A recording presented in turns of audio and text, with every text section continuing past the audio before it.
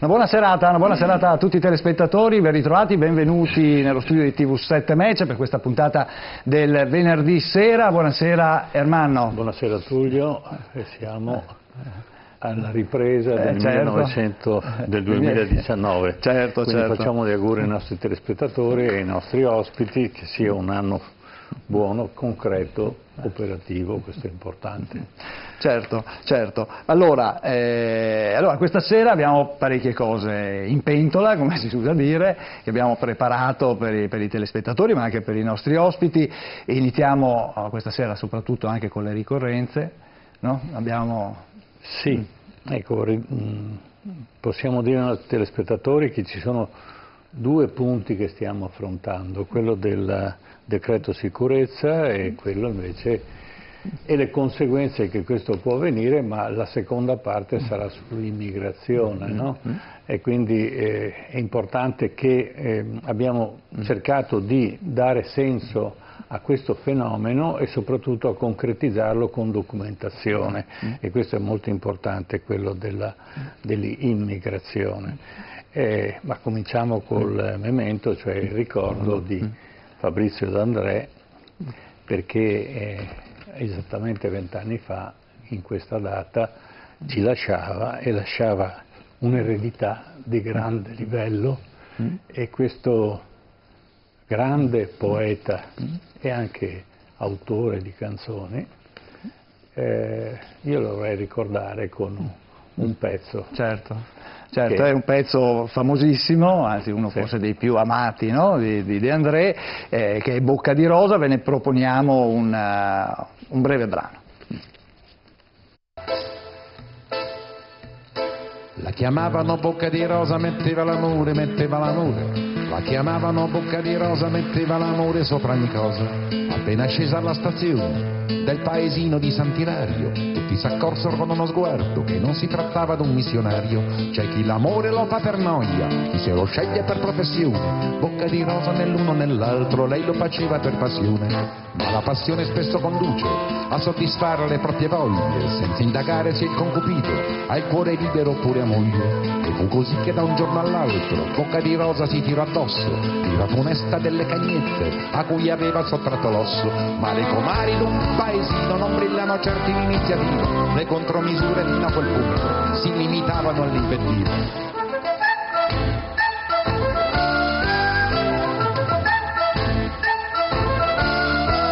Si sa che la gente dà buoni consigli sentendosi come Gesù nel Tempio, si sa che la gente dà buoni consigli se non può più dare cattivo esempio. Così una vecchia mai stata moglie, senza mai figli, senza più voglia, si prese la briga di certo il gusto di dare a tutte il consiglio giusto.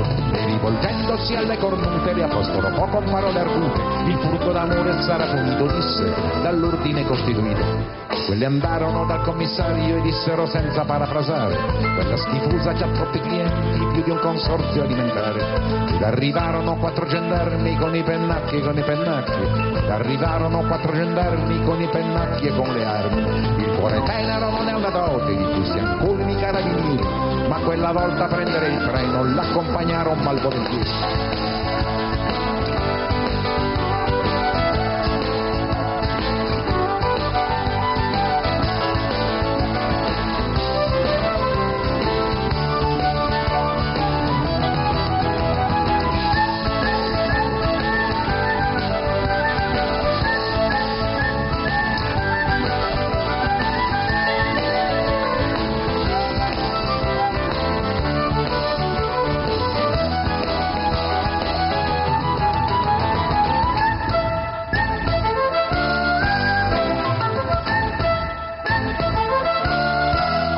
Alla stazione c'erano tutti, dal commissario al sacrestano. Alla stazione c'erano tutti, con gli occhi rossi e il cappello in mano, a salutare chi per un poco, senza pretese, a salutare chi per un poco portò l'amore nel paese.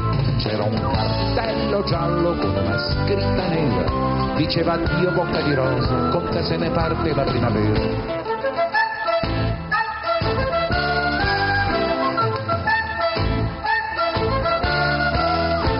Una notizia un po' originale non ha bisogno d'alcun giornale, come una freccia dall'arco scocca, vola veloce di bocca in bocca, e alla stazione successiva, molta più gente di quando partiva, manda un bacio, chi getta un fiore, chi si prenota per 2 ore, persino il parroco che non disprezza, tra miserevole e estrema unzione, il bene effimero della bellezza la vuole accanto in processione.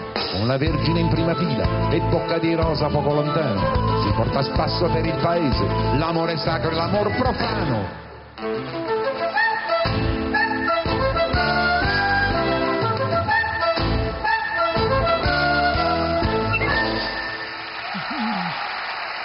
Ecco, e con questa bocca di rosa abbiamo voluto ricordare Fabrizio De André, i 20 anni, la ricorrenza dei 20 anni dalla sua morte.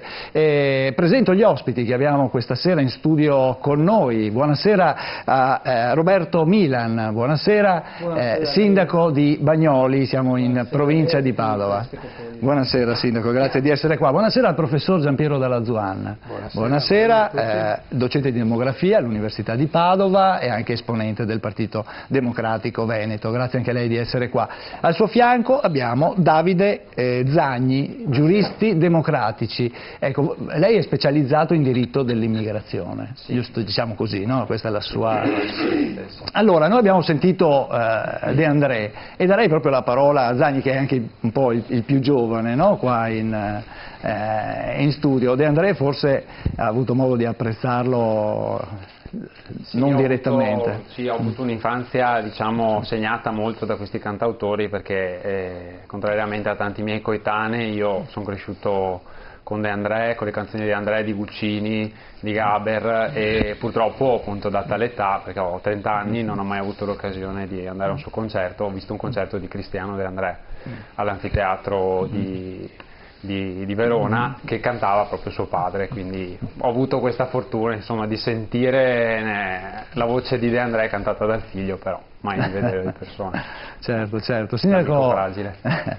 Sindaco Milan, lei ha qualche ricordo legato alle canzoni di De André? No, ho sempre sentito la radio, ma mai andato a concerti di De André, ecco. Mi piacciono questi cantanti comunque che ci danno degli spunti e ovviamente dicono tante cose, ognuno prende ciò che di buono sa cogliere, ecco, in questi cantautori che sono i nostri poeti, ecco, e che comunque fa parte di un patrimonio culturale che l'italiano riesce ad esprimere, ecco, che è una particolarità, insomma, nostra, ecco, e con una certa anche stile, con un certo stile, insomma, di cui dobbiamo andare fieri tutti quanti noi italiani. Certo. Professor Dalla Zuanna, De André è un cantautore che ha avuto la capacità con le sue canzoni di affrontare anche dei temi importanti, anche dei temi forti. De André, come ogni tanto succede, nascono persone che sono in grado con una canzone di 3 minuti di interpretare un'epoca. Quella che abbiamo appena sentito, Bocca di Rosa, descrive meglio di qualunque altra cosa, credo che sia stata scritta e detta in questi ultimi 50 anni, la rivoluzione sessuale che c'è stata in Italia. C'è un cambiamento proprio radicale dell'approccio rispetto al piacere, alla sessualità, alla donna, tutte queste cose qui. Quindi persone di questo genere sono preziose ed è bene che, e già sta succedendo, che anche i giovani le stanno apprezzando. Lo vedo nei miei figli, ma anche nei loro, come si dice, cioè, quando si va in gita scolastica si cantano ancora queste canzoni qua, assieme a quelle di Lucio Battisti, assieme a quelle di queste persone che in un certo periodo storico, gli anni 60 e anni 70, sono esistiti come in altri periodi storici. Tante persone, dipende molto dal momento che permette la nascita di certe cose. Poi magari per 30 anni non succede niente, poi riparte. In Inghilterra ci sono stati i Beatles, i Rolling Stones, eccetera, e qua c'è stato invece da noi questo fenomeno che ha colto un momento della storia, secondo me. Mi viene in mente Princesa, che a proposito di rivoluzione sessuale, cioè Andrea ha fatto una canzone che a quell'epoca era scioccante, sulla storia di un transessuale praticamente, con parole anche forti, descrivendo questa evoluzione, questa maturazione, quindi proprio completamente avanti nei tempi, un poeta nel vero senso della parola. Sì. Una figura che ha segnato il tempo, Andrea. Credo che dia luce e spazio non è un partigiano per partito preso.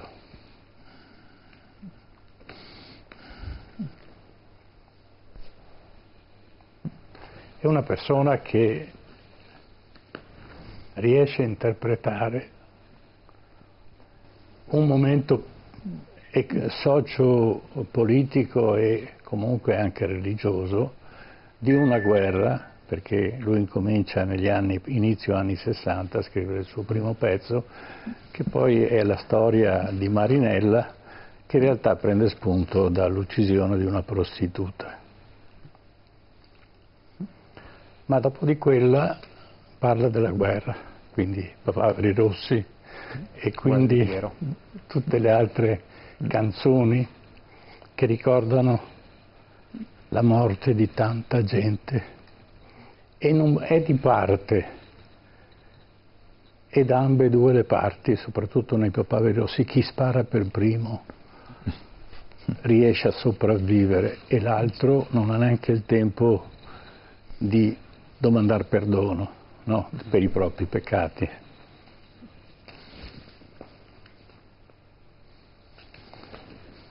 E allora è una profonda meditazione su quello che era successo e la speranza che non sarebbe più successo.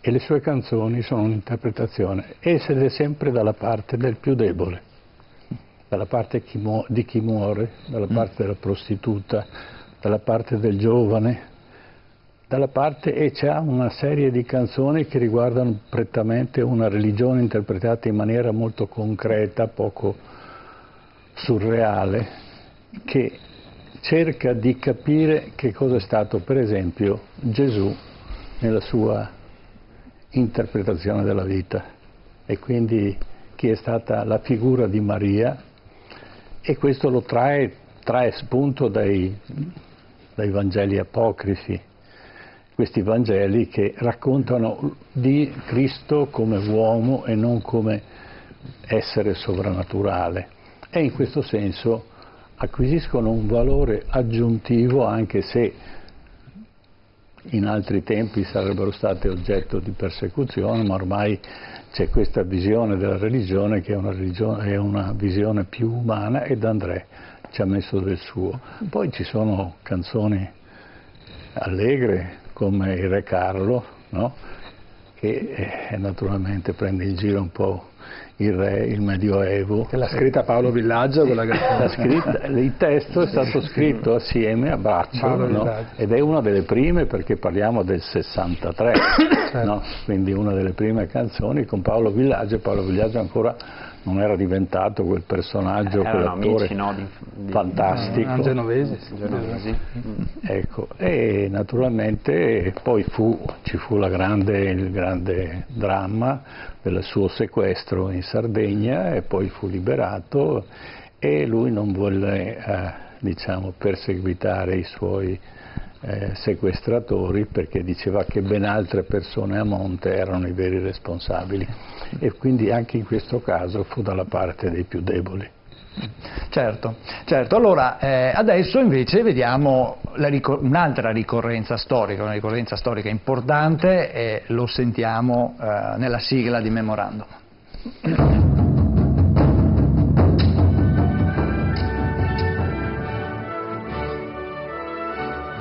Memorandum, storia e memoria. 9 gennaio 1878. Muore Vittorio Emanuele II di Savoia. Primo re d'Italia, portò a termine il Risorgimento e il processo di unificazione italiana.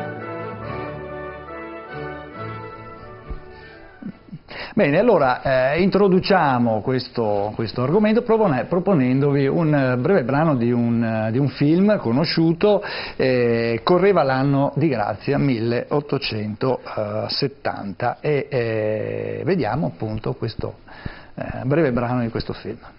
Ma tu lo sai chi è sto Vittorio Emanuele che regnerà su Roma al posto del Papa?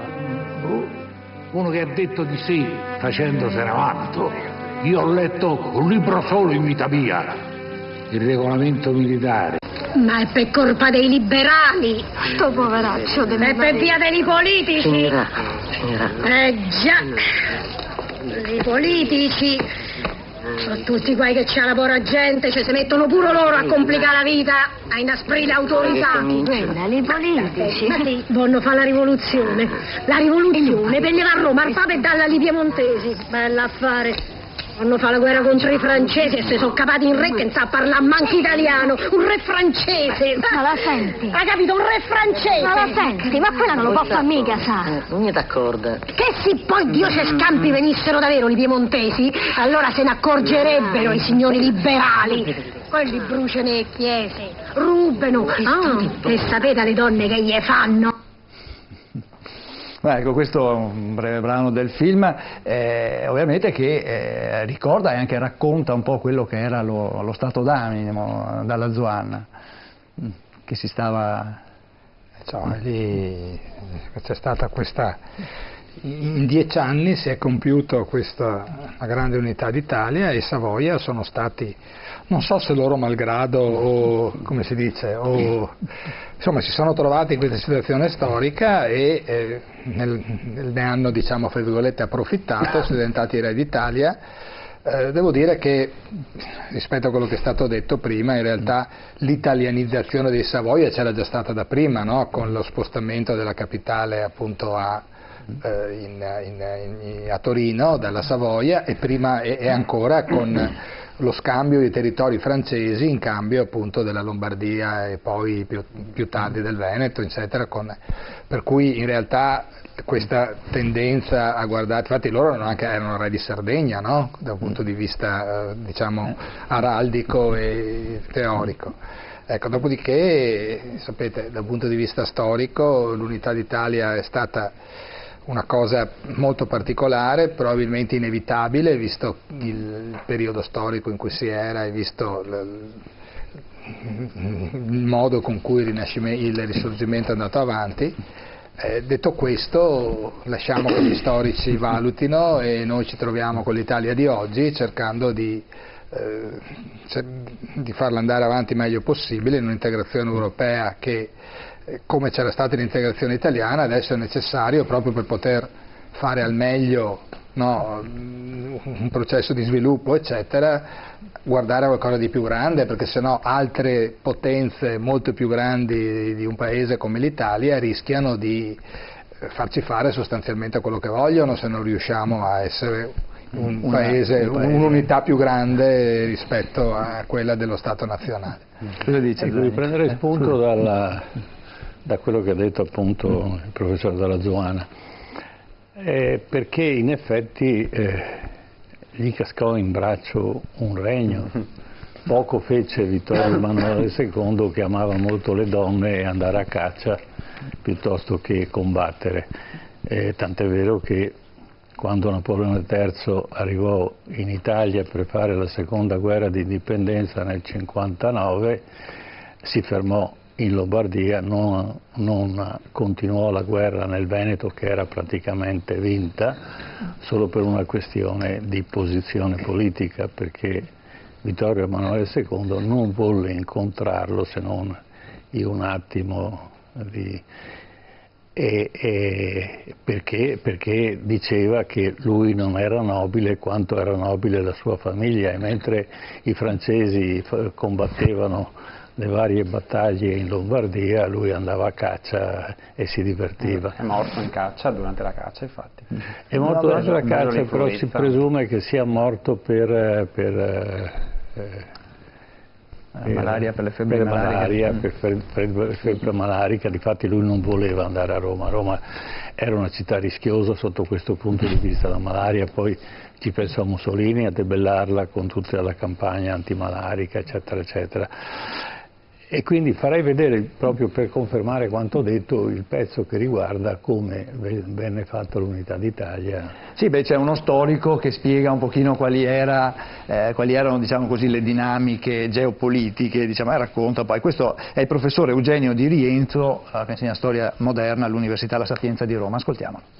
L'Inghilterra si trova di fronte a questa prospettiva, una Francia che diventa la protettrice del nuovo Stato italiano unificato in prospettiva, quindi un'Italia vasalla della Francia che toglie all'Inghilterra in questo caso il ruolo di maggiore potenza mediterranea. Questa politica antinapoletana viene accolta con favore dall'Inghilterra, dall'opinione pubblica inglese, perché in fondo, vivendo le due Sicilie, è la nazione più papista di tutte le altre nazioni. Se vediamo le vignette che appaiono sul Punch, sono terribili in questo senso.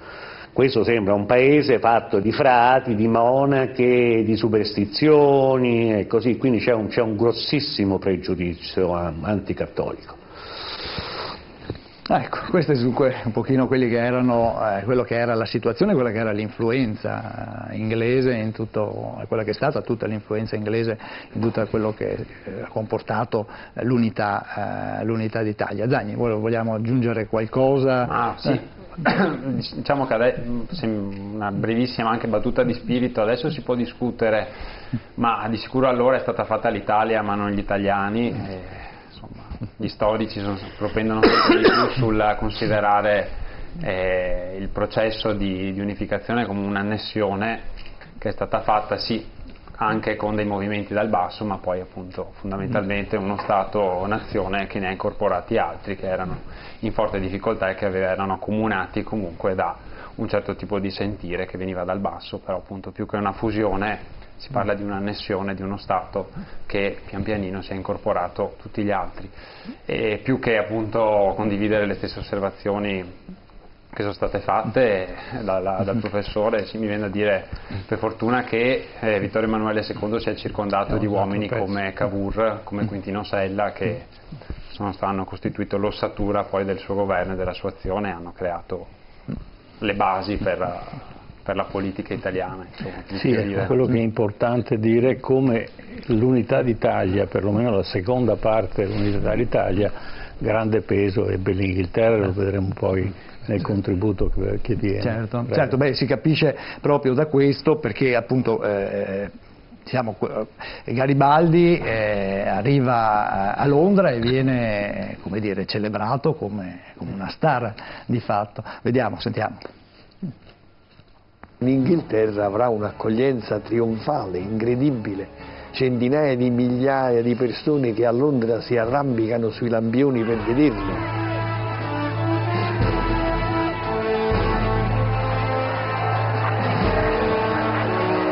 Garibaldi viene accolto, oggi diremo, come una star, come una grandissima star. Gli staccano i cavalli dalla carrozza, ci impiega oltre 4 ore dalla stazione per raggiungere l'albergo.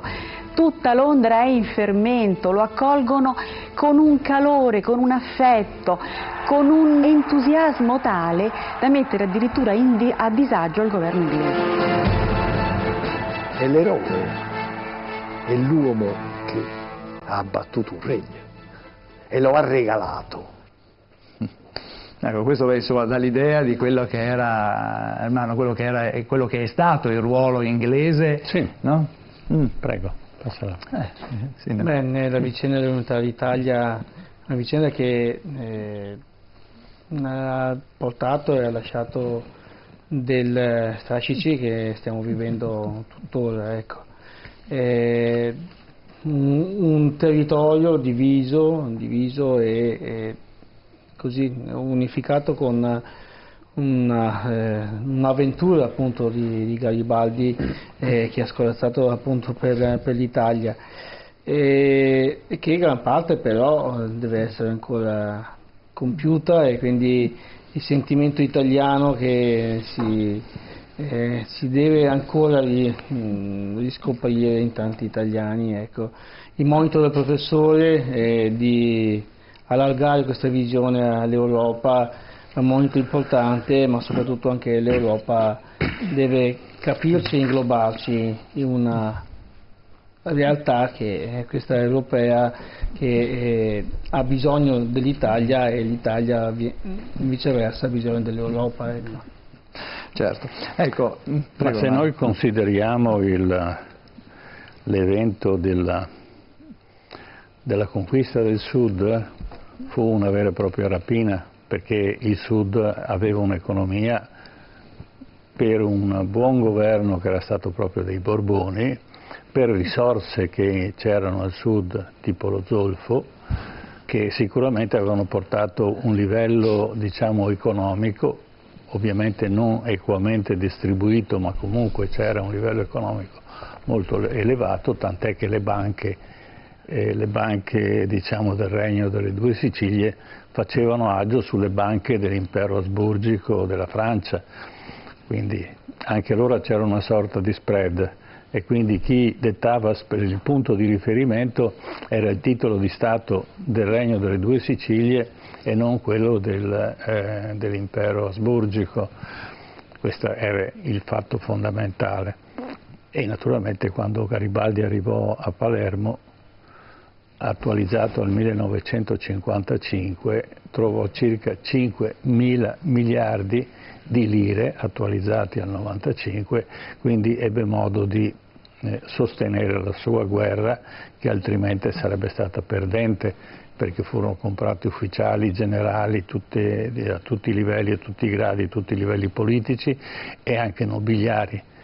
Ricordiamo il Gattopardo, appunto, che le famiglie cambiavano bandiera perché c'era da guadagnare.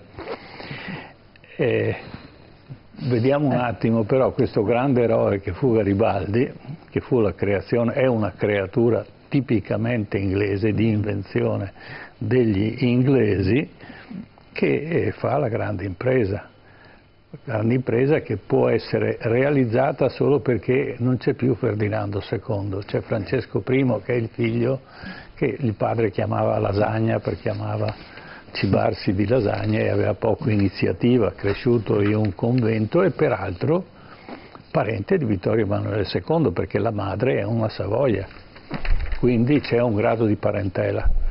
Ma naturalmente Garibaldi conquista un regno e poi stranamente lo regala a Vittorio Emanuele II. Allora, ecco, noi stiamo vedendo in questo momento, se facciamo rivedere lo Stretta di mano di Teano, che è un falso storico. Mai si strinsero la mano, Garibaldi fu imbarcato, portato a Caprera e lasciato lì perché non doveva più rompere le scatole. Quando tentò di tornare e rifare il percorso, questa volta da Palermo verso Napoli, lui diceva Roma, ma era un alibi, lo fermarono sull'Aspromonte. Ecco. Vediamo allora questa accoglienza, l'abbiamo vista? La stretta di mano sì, l'abbiamo vista. Invece c'è un ultimo aspetto che vorremmo affrontare parlando di Vittorio Emanuele II e dell'unificazione dell'Italia, e cioè quello che è avvenuto a migliaia di soldati borbonici, ma non solo soldati, che furono deportati di fatto al nord e trovarono, peraltro appunto molti morirono nella fortezza di Fenestrelle, no? Diciamo, ultimamente ci sono state anche delle opinioni diverse, ma noi vi proponiamo questo breve brano di un documentario che ce lo racconta, che cosa è successo. A partire dal novembre del 1860, nei campi di prigionia in Italia settentrionale sarebbero stati deportati almeno 32.000 soldati appartenenti al vecchio regno delle Due Sicilie. 32.000 italiani che avevano giurato fedeltà a un altro re, rinchiusi in condizioni spesso durissime in attesa di un passaggio in quell'esercito italiano che doveva ancora nascere. Passaggio che nella gran parte dei casi non avverrà mai. È una vecchia, brutta storia censurata per un secolo e mezzo, che solo di recente la storiografia ufficiale sta cominciando a prendere in considerazione, rileggendo e in alcuni casi riscoprendo le carte che la raccontano. Il numero dei deportati militari napoletani nel nord oscilla tra 30.000 e 40.000 soldati. Venivano inviati in due campi fondamentali. Il campo di San Maurizio Canavese e il campo di Fenestrelle. Non escono vivi da lì. Una ferita mortale impressa nella carne della popolazione meridionale. Dalla verità verrà fuori un'altra Italia, forse un'Italia veramente unita, cosa che in 150 anni non si è mai verificata.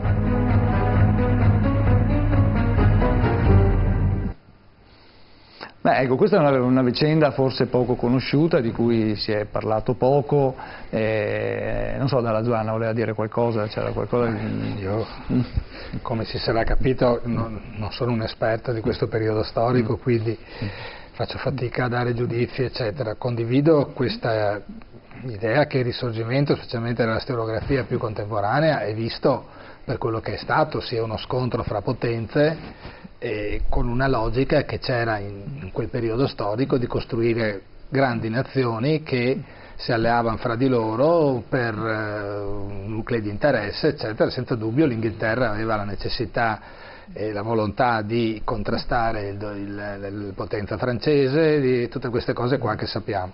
Io però vorrei dire una cosa, che c'è stato anche nel Risorgimento una genuina volontà di modernizzazione da parte di una classe, in particolare classe borghese, ma non solo, insomma, del nostro paese. Ad esempio quello che è successo nel 48-49 a Venezia, ne avete parlato anche qua, credo anche in altre occasioni, no?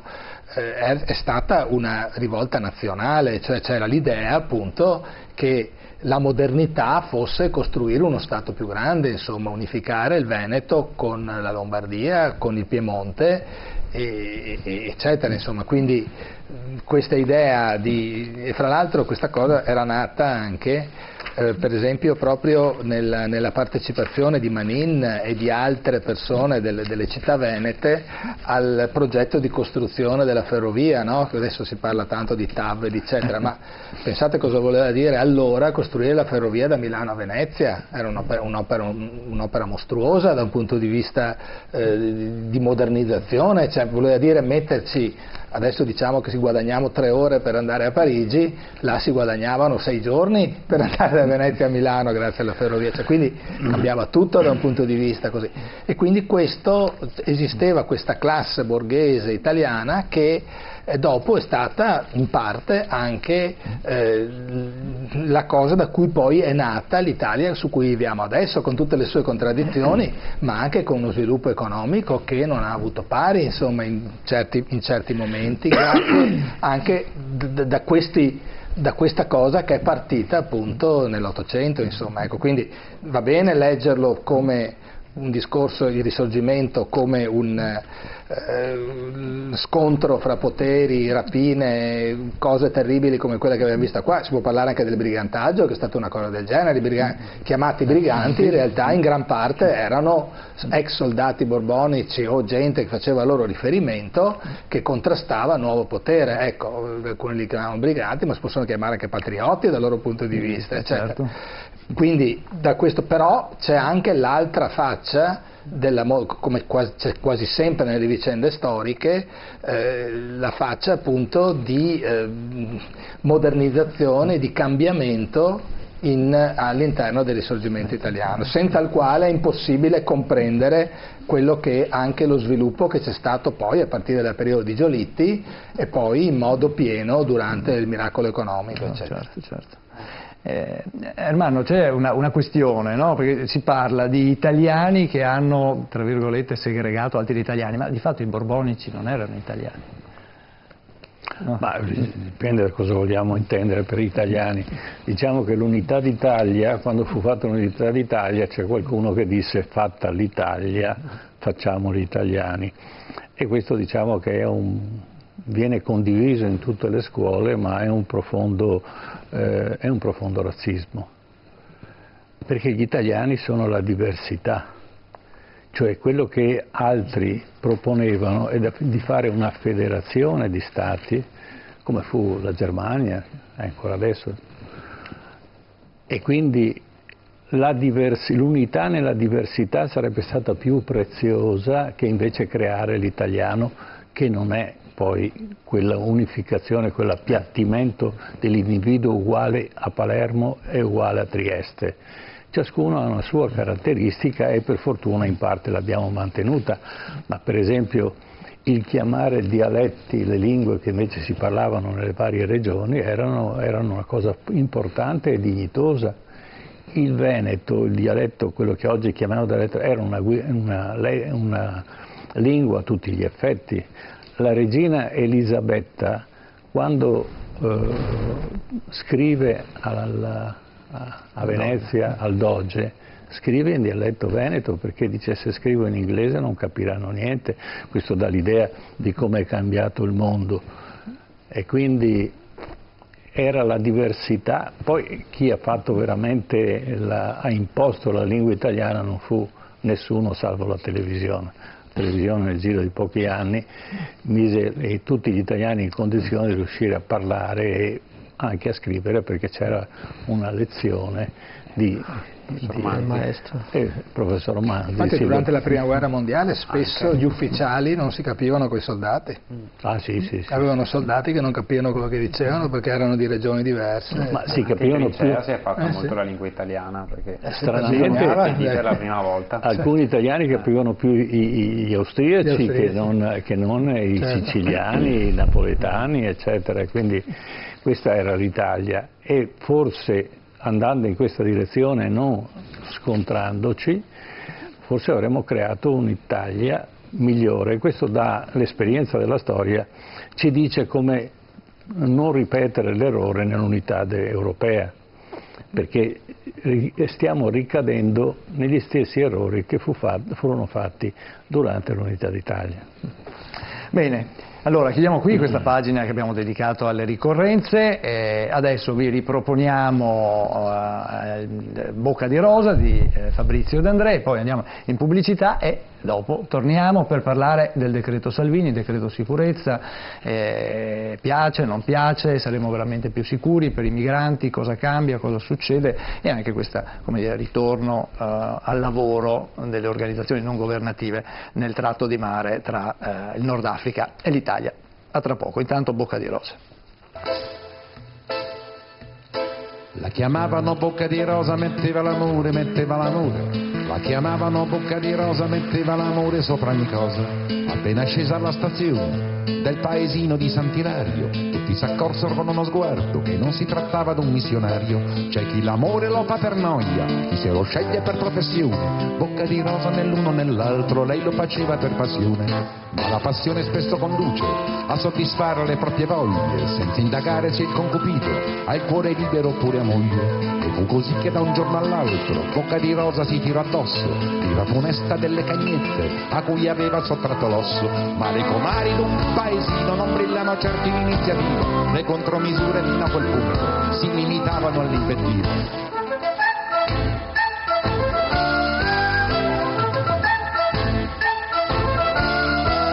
Si sa che la gente dà buoni consigli sentendosi come Gesù nel Tempio. Si sa che la gente dà buoni consigli se non può più dare cattivo esempio. Così una vecchia mai stata moglie, senza mai figli, senza più voglia, si prese la briga e di certo il gusto di dare a tutte il consiglio giusto. E rivolgendosi alle cornute le apostolo